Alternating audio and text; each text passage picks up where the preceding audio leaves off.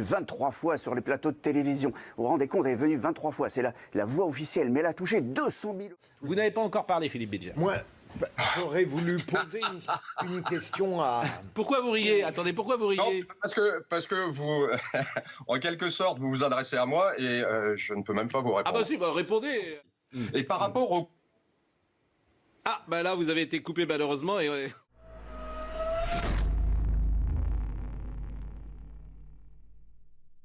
Parce que Olivier a vu le film hier, il est assez critique. Les extraits qu'on passe d'ailleurs le sont d'une certaine manière, a priori, on peut pas les... C'est une parole, hein, c'est des gens qui parlent, donc il n'y a pas de fausse information de dit, puisque c'est une analyse. Mais je voulais entendre Olivier Benkemoun sur... bon, vous êtes spécialiste cinéma culture sur CNews, donc vous avez l'habitude des documentaires, vous les regardez, etc. Est-ce que vous trouvez que ce documentaire qui dérange, qui... un parfum complotiste, je le disais, est-ce qu'il vous apparaît comme crédible?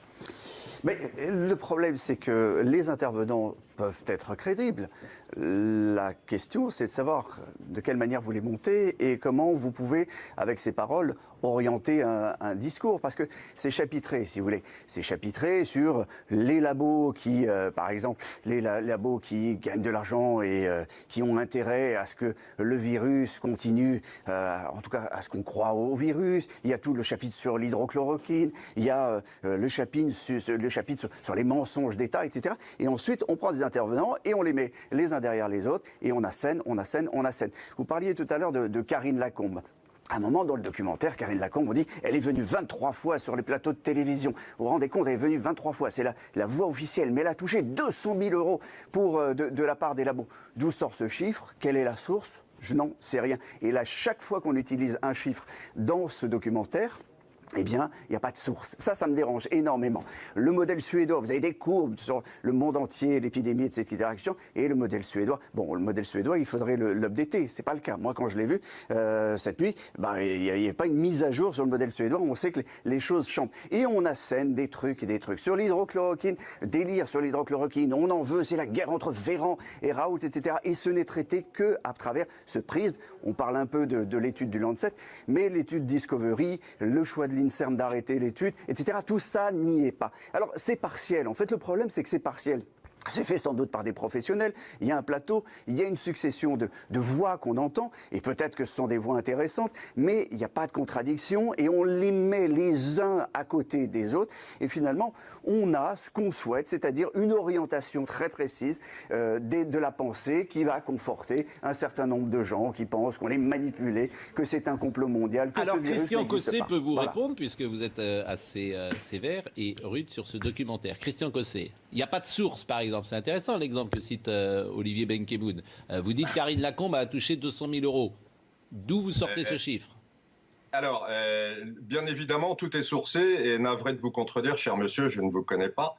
Mais par rapport aussi au développement qui est fait sur l'hydroxychloroquine, il y a à peu près 20 minutes sur l'hydroxychloroquine et l'ensemble de la thématique autour de cela.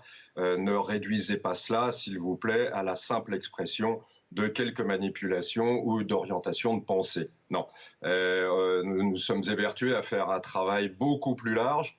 Et non seulement on parle de cette hydroxychloroquine et effectivement de l'intérêt probable, je dis bien probable, des laboratoires, puisque manifestement, ils n'ont pas été étrangers à l'interdiction de l'hydroxychloroquine par le gouvernement français.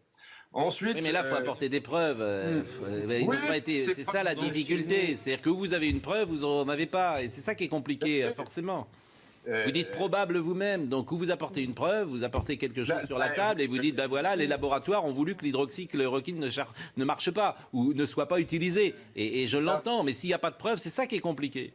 Si, la preuve est dans le film, mais je ne l'ai pas là. Je vais pas. Enfin, vous voyez, j'ai des documents, mais qui ne sont pas ceux qui concernent le film. Vous pourrez le voir et vous pourrez constater que c'est. Il sort d'ailleurs à 11h. Alors, le troisième extrait que je voulais vous proposer, parce qu'on va aller vite quand même, c'est le dernier extrait que vous allez pouvoir juger sur place de ce qui se dit et d'entamer la conversation. Je n'ai pas encore entendu Philippe Bilger et Najwa El Haïty.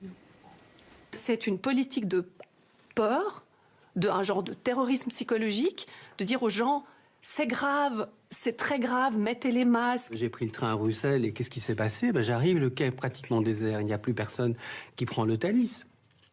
Or, il y a, entre Bruxelles et Paris, c'est comme un RER, il y a 22 trains par jour, c'est un train toutes les demi-heures. Qu'est-ce qu'on voit avec les restrictions de mouvement? C'est qu'il n'y a plus personne qui prend le train et que quand on arrive sur le quai, on a des policiers en armes qui viennent vérifier si vous avez bien le masque et qui patrouillent dans le train. Alors que pour les attentats, il n'y avait aucune présence policière. Donc on voit bien qu'il y a quelque chose qui se passe et que ce Covid, oui, c'est un objet très singulier. Qu'est-ce que ce sera si demain il y a une nouvelle épidémie, s'il y a un autre virus? Ce sera pire encore. Donc ceci me fait penser qu'en fait, on ne va pas en sortir. Et que l'opportunisme politique utilise la peur pour gouverner parce que ça arrange très bien les pouvoirs en place. Que vous écoutiez chaîne publique, chaîne privée, même pensée, même discours. La peur, la peur, la peur. On a peur, on a peur. Cachez-vous. Votre voisin va vous contaminer. La contagion est là. Faites attention. Les corps sont menaçants. Les visages doivent être cachés, masqués. Attention si on vous parle, si on vous tient un discours et qu'avec des postillons, attention à tout. Dès qu'un dirigeant utilise des métaphores guerrières, ça devrait vraiment nous mettre la puce à l'oreille, parce que c'est systématiquement annonciateur d'un abus d'autorité. Et ce que l'histoire récente montre, c'est qu'à chaque fois qu'on a passé des législations d'exception pour faire face à une menace de quelque chose contre quoi on était en guerre, ces législations ont perduré bien après, dans la durée. À court terme, je pense que si on n'a pas un sursaut maintenant, c'est fini, nous serons tous pieds et poings liés. Ceux qui n'ont pas vu, comme je l'ai dit, que la dictature au niveau mondial était en train d'avancer à grands pas, n'ont encore rien vu, et je ne sais pas ce qu'ils pourront dire à leurs enfants, s'ils en ont, de ne pas s'être battus pendant que les choses étaient encore malléables et qu'on pouvait encore éventuellement résister. Bon, là, Monsieur Cossé, le dernier passage, la dictature, non. Ça ne s'appelle pas une dictature. Moi, je vais vous envoyer dans des pays de dictature. Je vais vous envoyer en Corée du Nord. Et vous verrez ce qu'est la véritable dictature. Donc ce témoignage, le dernier, on peut le récuser absolument. On peut effectivement dire qu'il y a une psychose, on peut dire que les mesures sont trop fortes, etc. Mais ce témoignage-là, il est forcément récusable. Mais en même temps, c'est la liberté d'expression. Vous n'avez pas encore parlé, Philippe Bilger. Moi, j'aurais voulu poser une question à... Pourquoi vous riez? Attendez, pourquoi vous riez? Non, parce que vous, en quelque sorte, vous vous adressez à moi et je ne peux même pas vous répondre. Ah bah si, répondez, après Philippe Bilger, répondez. Je vous en prie, c'est vous qui animez Non, mais je le récuse parce que je vois bien que, effectivement, la musique derrière, effectivement... Moi, ce qui m'a intéressé, c'est pour ça que je vous ai demandé ce matin, c'est qu'effectivement, il y a beaucoup de gens qui le regardent sur les réseaux sociaux. Donc moi, j'essaie toujours d'être en miroir le matin. Ouais, et je vois que peu de gens aussi en parlent. Donc je ne veux pas être déconnecté du terrain. C'est un peu pourquoi je vous ai demandé de venir, mais en ayant quand même un regard critique dessus. Mais je vous ai coupé, allez-y. Non, je vous en prie.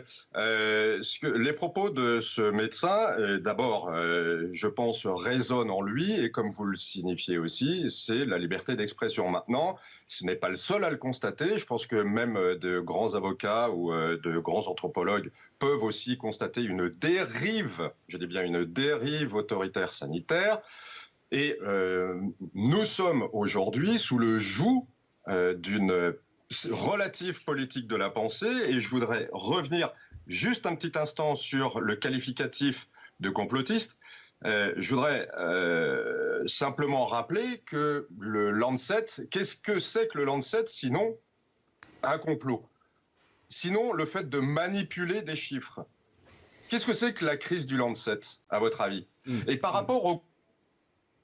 Ah, bah là, vous avez été coupé malheureusement, et on va croire qu'on vous a coupé. Censuré. Complot! On a coupé Monsieur Cossé. Bon, on va terminer là-dessus. De toute façon, Philippe Bilger, on fait un petit tour de table et on va réagir sur un autre sujet tout de suite après. Tour de table.